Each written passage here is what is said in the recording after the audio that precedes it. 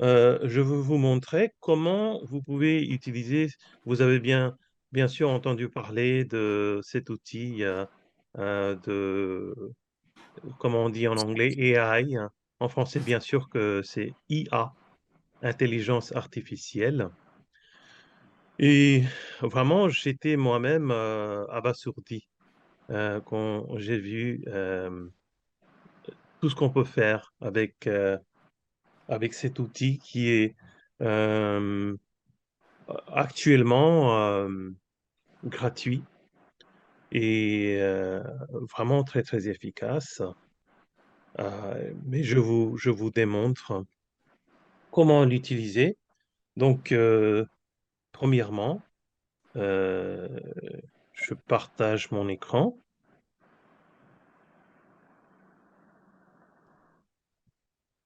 Je vais premièrement trouver une vidéo, hein, comme je vais traiter deux vidéos. Donc, ce qu'on va trouver, c'est comment résumer le contenu d'une vidéo sur YouTube.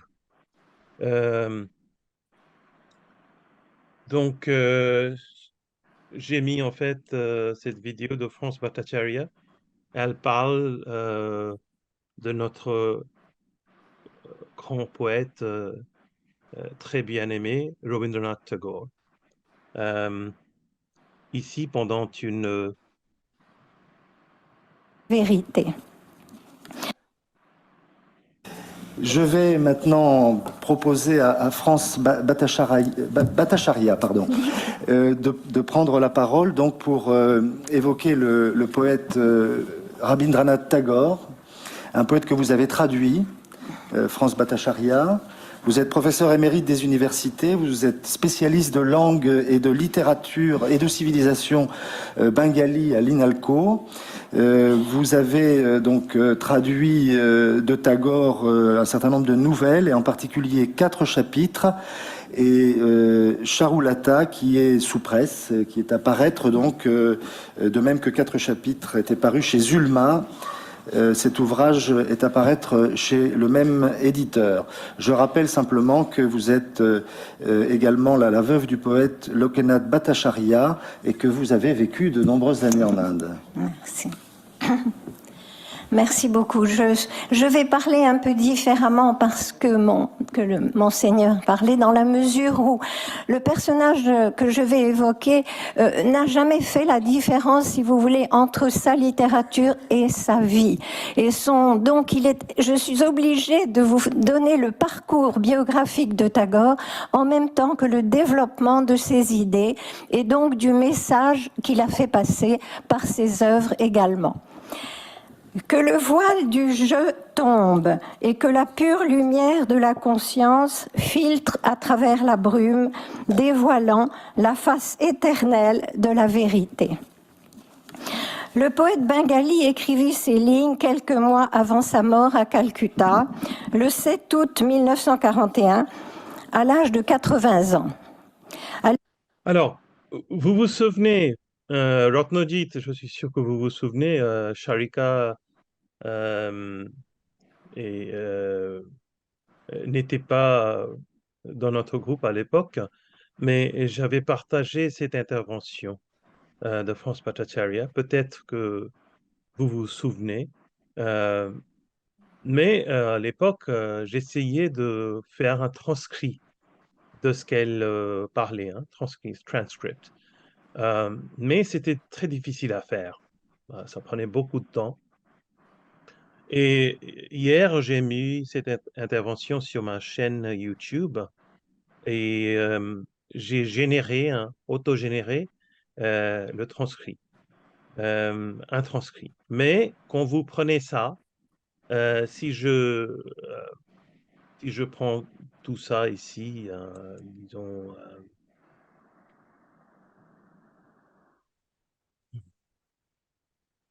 si je prends tout ce transcrit,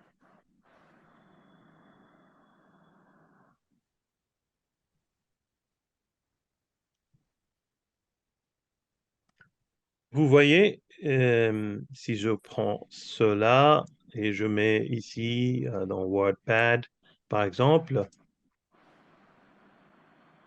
ça va être assez difficile à lire parce qu'il n'y a pas de ponctuation, il n'y a pas des lettres aux majuscules au début des phrases.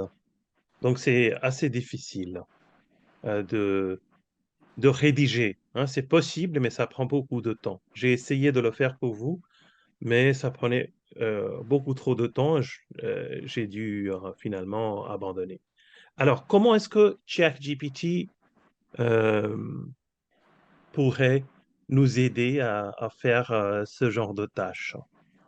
Premièrement, quand vous installez, hein, je peux vous donner des détails si cela vous intéresse.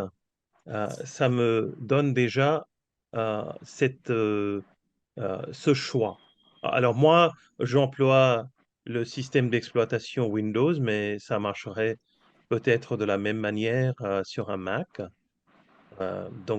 Mais si vous utilisez un, un portable, un laptop Windows, euh, vous pourrez voir directement comment ça marche. Je n'ai pas essayé avec un Mac, mais j'imagine que ça devrait marcher de la même manière parce que tout ça ce sont des sites web, en fait. Euh, donc, alors, premièrement, je peux dire, je peux appuyer sur euh, cela, Transcript and Summary. Vous verrez que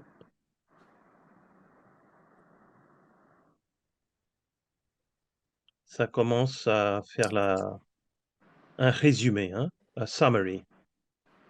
Ici, j'ai basculé la langue de mon chat GPT en français parce que c'était au début en anglais, hein, par défaut, mais il y a une manière il y a le moyen de basculer la langue. Je vous montrerai comment on peut faire ça. Alors, vous voyez, cela déjà résumé. France Bhattacharya est présentée comme une professeure émérite des universités spécialisées en langue, littérature et civilisation bengali à l'INALCO. Elle est également la veuve du poète. euh, Ça se trompe parfois, hein, c'est Loknath Bhattacharya, c'est pas Rabindranath Tagore. C'est pas à 100%, mais c'est très étonnant que déjà euh, cet outil, hein, c'est la première version qui est abordable sur le web. Et déjà, euh, ça fait vraiment du texte que je vous ai présenté, sans ponctuation, sans rien, vraiment qui aide à lire, l'a déjà résumé à ce niveau. Euh, donc, je peux corriger, hein, Loknath Bhattacharya, qu'elle a traduit en français. Dans son intervention, elle évoque la vie et l'œuvre de Tagore, un humaniste capable de résister aux tentations du repliement sur soi et au chauvinisme des peuples faibles et opprimés. La réponse à la question de savoir comment Tagore a pu devenir cet humaniste se trouve, selon elle, dans le déroulement de sa vie marqué par des expériences souvent douloureuses et une grande générosité intellectuelle et compassion. Alors, maintenant, si j'avais déjà copié le texte entier du transcrit autogénéré que moi-même j'ai autogénéré hier, euh, si je mets tout ça, je peux dire corriger ce texte, s'il vous plaît.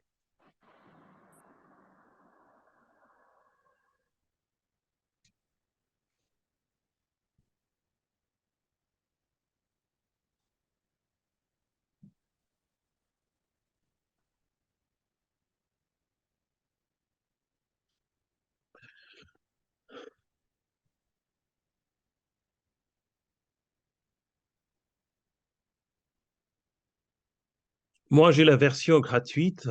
Et il est possible qu'il y a une certaine limite.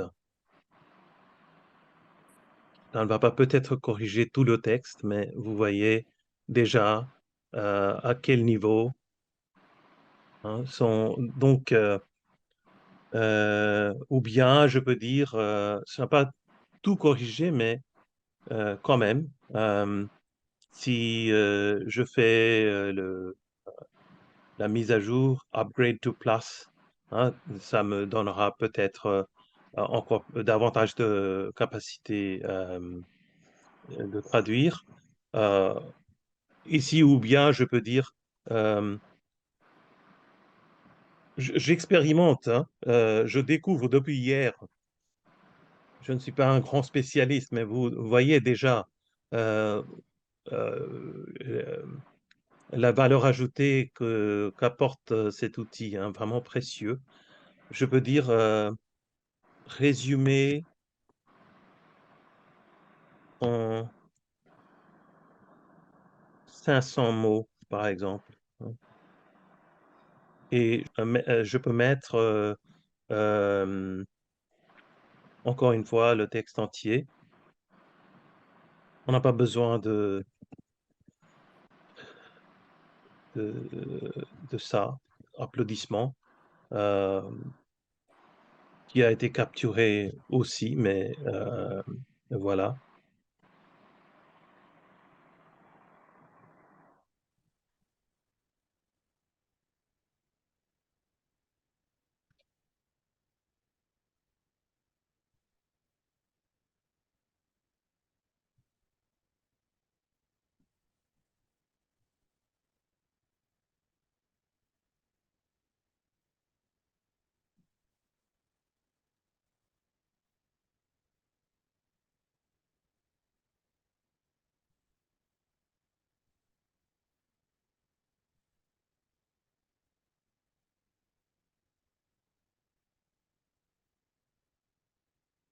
Comme vous voyez, c'est vraiment étonnant ce que cet outil peut faire.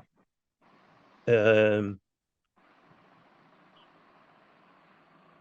et comme vous voyez, puisque j'ai dit 500 mots, euh, ce résumé est un peu plus long euh, comparé au résumé précédent. Voilà, déjà. Vous voyez, on peut lire l'intervention de Franz Bhattacharya, Rabindranath Tagore, un poète bengali qui a écrit des nouvelles et des poèmes, ainsi que de son parcours biographique et de ses idées. Bhattacharya, qui a traduit plusieurs de ses œuvres, souligne que Tagore ne faisait pas la distinction entre sa vie et sa littérature. Il est considéré comme un humaniste qui croyait en l'unité de l'homme et de la nature et l'émerveillement de son spectacle et en l'amour de l'homme pour sa seule humanité, indépendamment de sa richesse, de sa naissance ou de son intelligence. Bhattacharya explique également que Tagore a vécu à une époque où l'Inde était colonisée par les Anglais et que sa vie et son œuvre ont été marquées par des expériences douloureuses, mais également par beaucoup de succès et de générosité intellectuelle et de compassion. Tagore est considéré comme un humaniste capable de résister aux tentations du repliement sur soi et du chauvinisme des peuples faibles et opprimés, de transmettre ce message aux autres par une œuvre littéraire considérable. Comme vous voyez, il peut y avoir des fautes, mais ça fait vraiment euh, la plupart de votre travail pour vous. Après, vous pouvez un peu corriger ça et là. Euh, je vous donnerai un autre exemple pour en terminer. Euh, hmm, J'avais choisi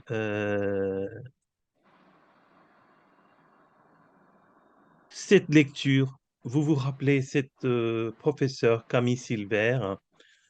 On avait étudié, on avait regardé euh, son analyse du chapitre 13 de Madame Bovary, qui est un chapitre vraiment crucial pour comprendre cette histoire. Alors, premièrement, il y a le transcrit autogénéré. Et depuis que j'ai installé ChatGPT et j'ai mis cet outil, c'est une extension sur Chrome. Euh, je peux vous montrer si ça vous intéresse les détails de comment l'installer. Euh, mais voilà, euh, j'appuie sur cette icône.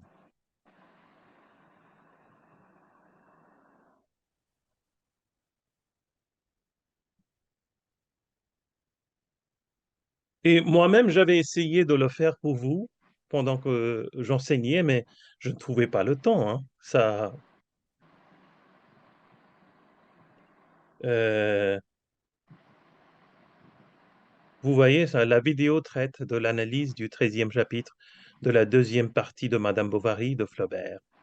L'enseignante explique comment Flaubert a utilisé les personnages d'Emma et Rodolphe pour symboliser sa relation avec Louise Collet. Elle souligne les points communs entre les ruptures difficiles des deux personnages, l'opinion de Rodolphe sur les enfants, le saut à mort nacre et la boîte aux souvenirs amoureux. L'enseignante met en évidence les similitudes entre Flaubert et les personnages d'Emma et Rodolphe, en particulier la maladie d'Emma et ses convulsions qui pourraient être attribuées à Flaubert. Euh, enfin, elle note que l'auteur prend ses distances avec le personnage de Rodolphe à partir de ce chapitre. Comme vous voyez, hein, c'est déjà vraiment très, très utile. La dernière chose que je vais vous montrer, c'est que si je prends tout ce transcrit autogénéré, c'est ce que j'essayais de faire pour vous, mais je n'avais point le temps. Je peux mettre encore une fois, corriger, s'il vous plaît.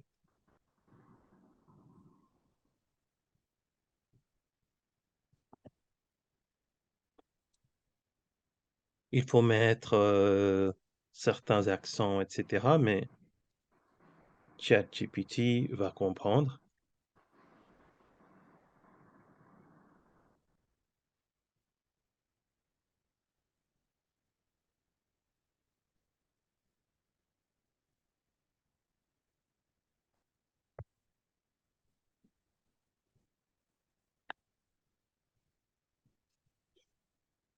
Et ça se fait en quelques secondes, hein. Déjà, cet outil a pris le texte et comme vous voyez, encore une fois, si j'avais copié-collé le texte sur, par exemple, Wattpad, hein, j'aurais le même problème. Euh, c'est difficile à lire parce qu'il n'y a pas de ponctuation, il n'y a pas de formatting, il n'y a rien. Et ça me prendrait quelques heures pour corriger tout ça, disons, partager avec vous. Mais là, c'est déjà fait très rapidement. Il peut toujours y avoir quelques erreurs, comme je vous ai dit, mais 90% de votre travail est fait pour vous. Après, comme un être humain, vous pouvez regarder, corriger ici et là, et ça se fait beaucoup plus rapidement, comme vous pouvez voir.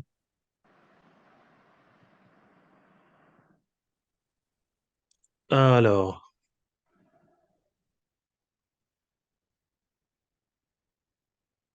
donc, comme exercice, hein, puisque nous avons étudié euh, ce chapitre en détail, je vous passerai ce texte euh, dans notre groupe et je vous conseillerais d'essayer de le corriger. Il peut y avoir, comme je vous ai dit, quelques fautes. Mais ça serait un bon exercice pour vous. Et moi, je suis beaucoup plus à l'aise à partager avec vous ceci comparé à cela, hein. C'est ce que je voulais dire. Alors, déjà 9h30 en Inde. Donc, euh, on va continuer dimanche prochain, mais j'espère que vous avez trouvé cela intéressant et utile. OK? Passez une bonne soirée et merci d'être là pour assister à ce cours de ce soir. Merci beaucoup. Au revoir. Au revoir.